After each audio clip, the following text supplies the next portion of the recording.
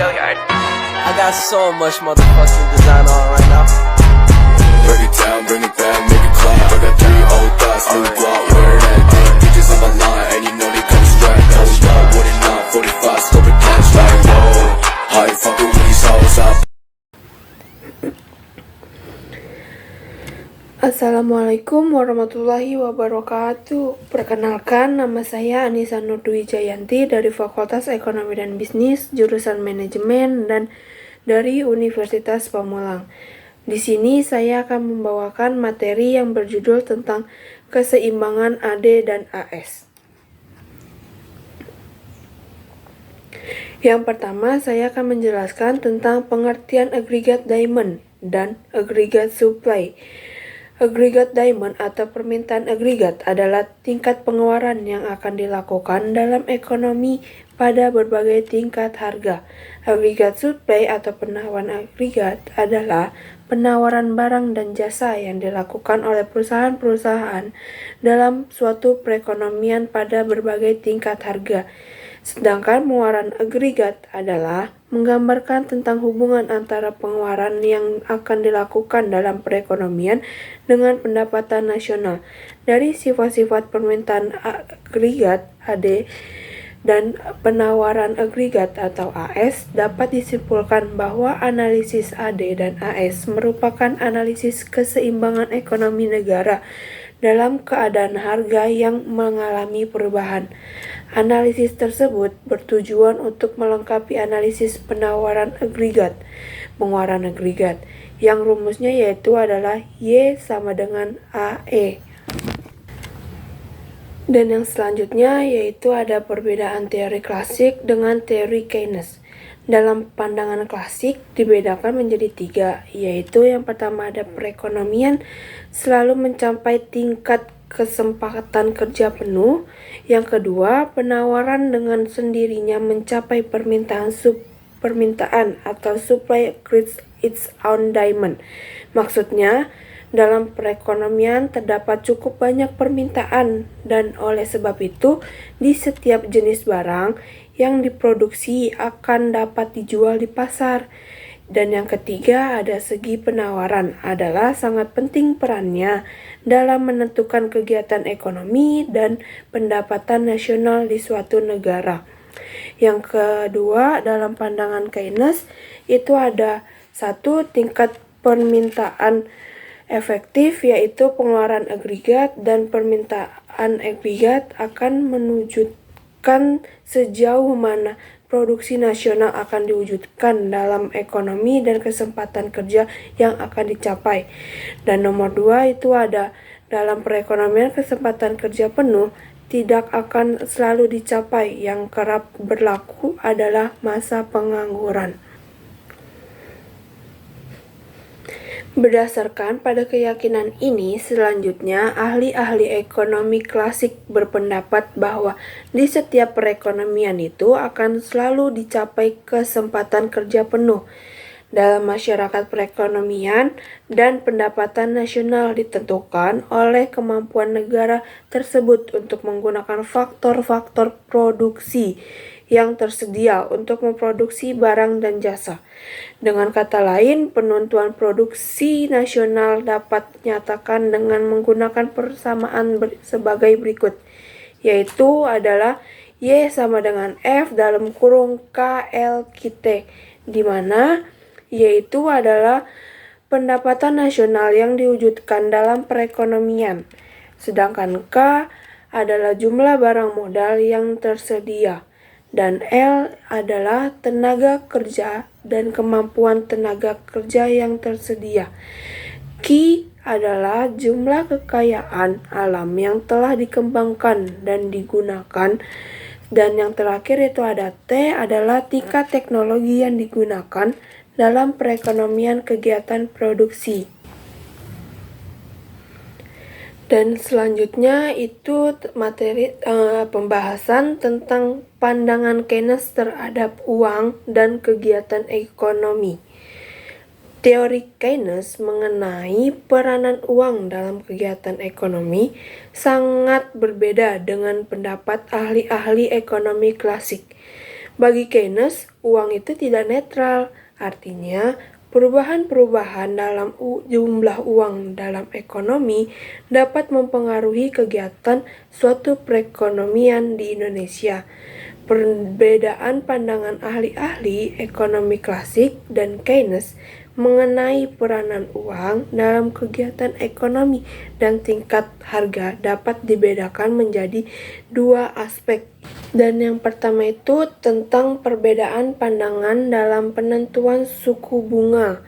Dan yang kedua ada perbedaan pandangan mengenai efek perubahan jumlah dalam uang atau jumlah uang kepada kegiatan ekonomi. Selanjutnya yaitu ada tentang perkembangan analisis AD dan AS.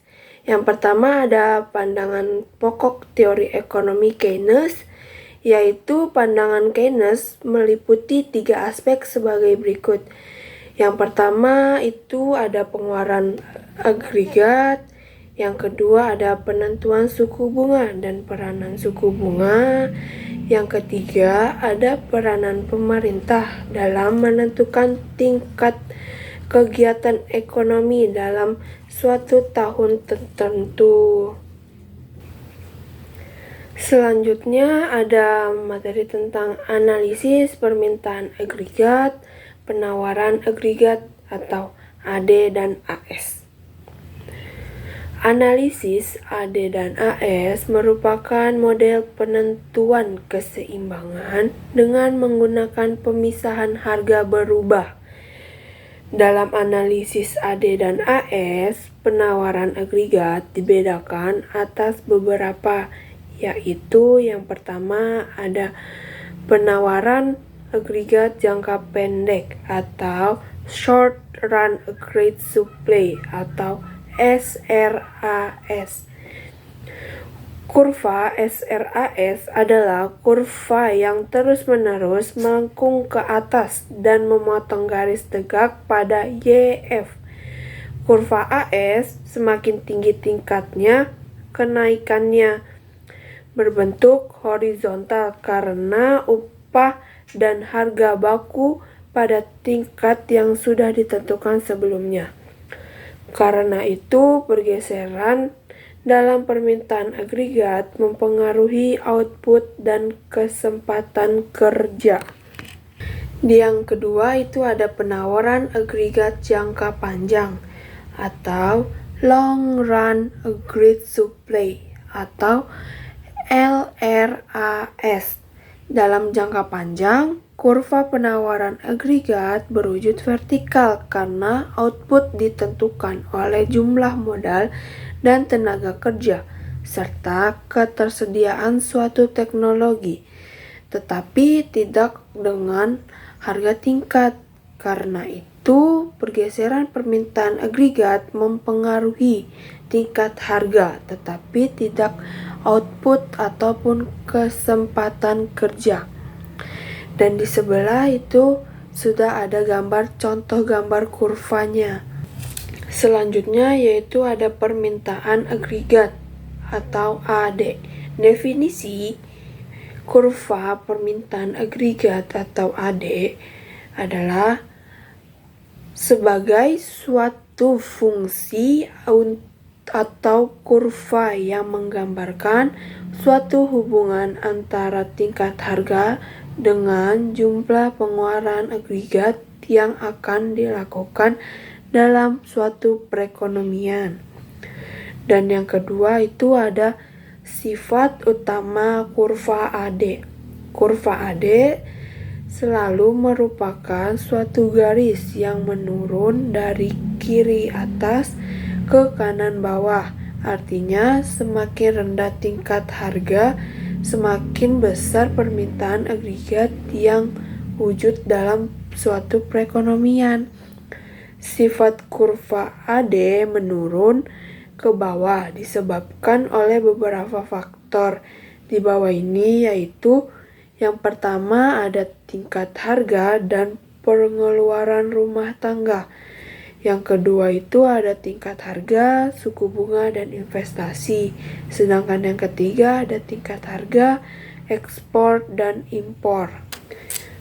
Berikut ini ada contoh kurva dari kurva AD. Selanjutnya itu materi tentang kurva penawaran agregat atau AS. Yang pertama itu ada definisi kurva penawaran agregat atau AS. Kurva AS adalah suatu kurva yang menggambarkan sebuah pendapatan nasional atau nilai barang dan jasa yang akan diproduksikan suatu sektor perusahaan pada berbagai tingkat harga. Dan yang kedua itu ada ciri-ciri dari kurva AS adalah sebagai berikut. Yang pertama itu ada pada tingkat pengangguran masih tinggi, kurva AS relatif landai. Sedangkan yang B ada dari titik B hingga titik C, yaitu titik pada garis tegak. Pada tingkat kesempatan kerja penuh, kurva AS bertambah tingkat kenaikannya sebab pengangguran sudah semakin merosot dan kapasitas pabrik sudah mencapai optimum. Dan yang ketiga itu ada sudah tingkat kesempatan kerja penuh, kurva AS keadaannya maka akan semakin tegak. Di sebelah itu ada contoh dari kurva AS. Dan selanjutnya kita masuk ke materi tentang keseimbangan permintaan penawaran agregat atau AD dan AS.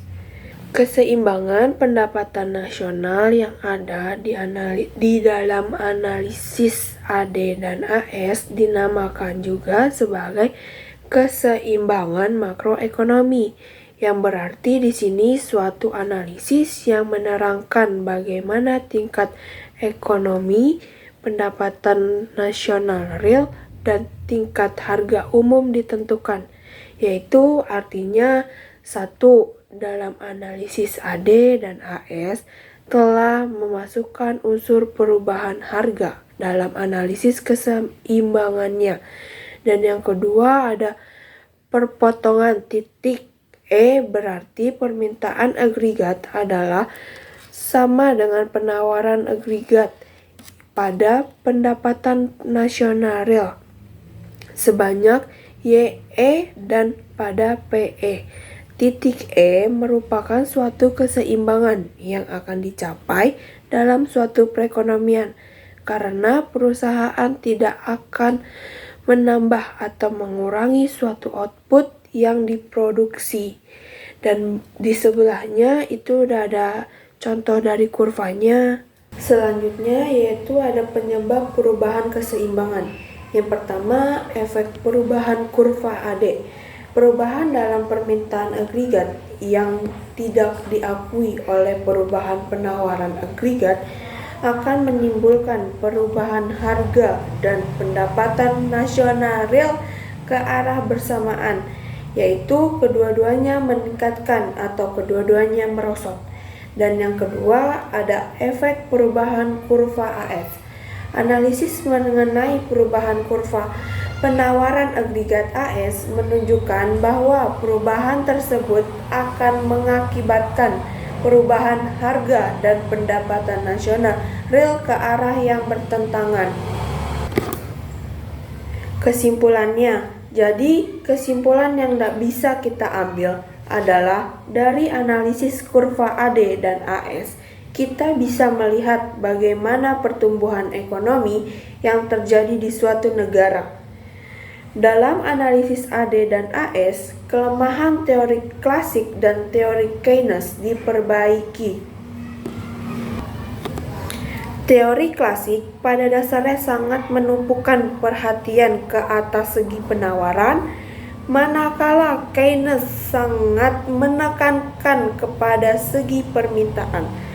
Dalam analisis ADAS, kedua aspek ini, yaitu segi permintaan dan segi penawaran, diperhatikan dalam menentukan suatu keseimbangan pendapatan nasional atau dalam penentuan kegiatan ekonomi di suatu negara. Sekian materi tentang keseimbangan AD dan AS yang sudah saya sampaikan. Kurang lebihnya mohon maaf apabila ada kesalahan kata dalam pengucapan. Wassalamualaikum warahmatullahi wabarakatuh.